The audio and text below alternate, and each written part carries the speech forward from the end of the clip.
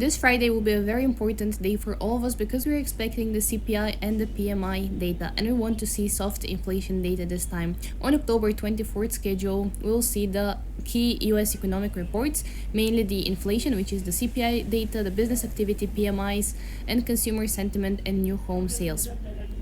Why does this matter? Because these indicators will reveal the health of the US economy. CPI affects the interest rate decision by the Federal Reserve, which we are expecting just in 7 days.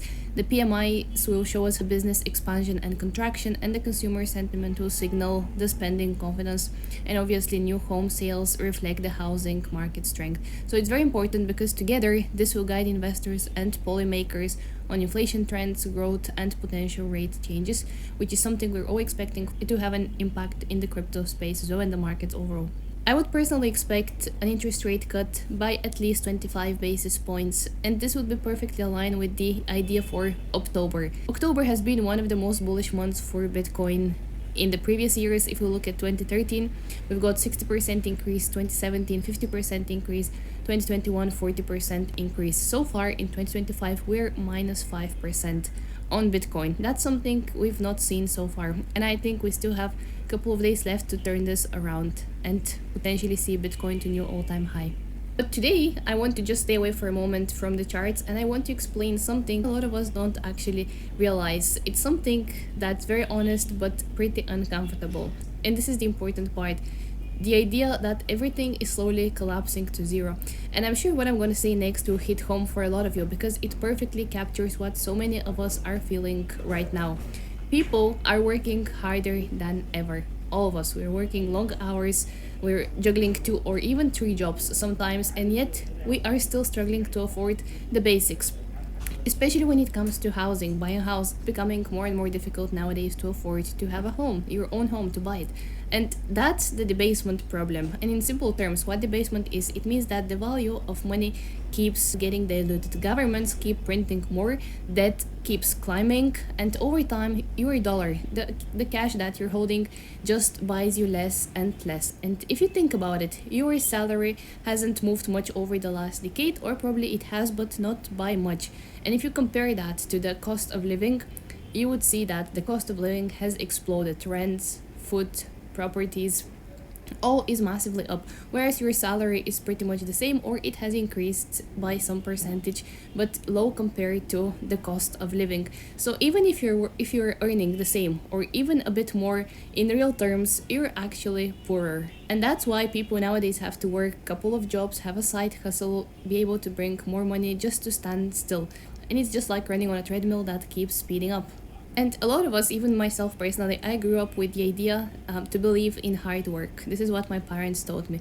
We used to believe that hard work would eventually pay off.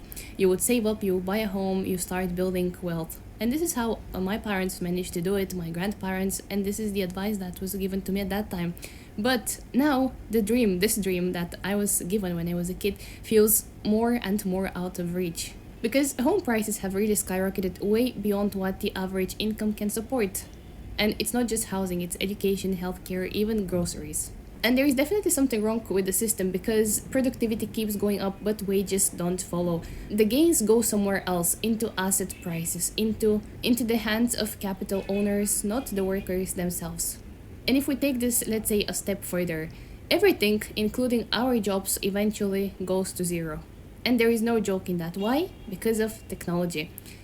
If you've got a physical job, automation and robots are already taking over. If you've got a mental job like coding, design, finance, law, AI is catching up very fast. So this is what I meant when I said eventually everything goes to zero. So whether you're using your hands or your mind, there is a real chance that the value of your labor keeps getting pushed down. We're entering into an age where human work itself might get priced out. And that's what causing even the tension nowadays, the anxiety. People sense that something is fundamentally shifting, that is out of our control, out of our reach. So what do we do with all of that is the next question. It's not about fear, it's about awareness.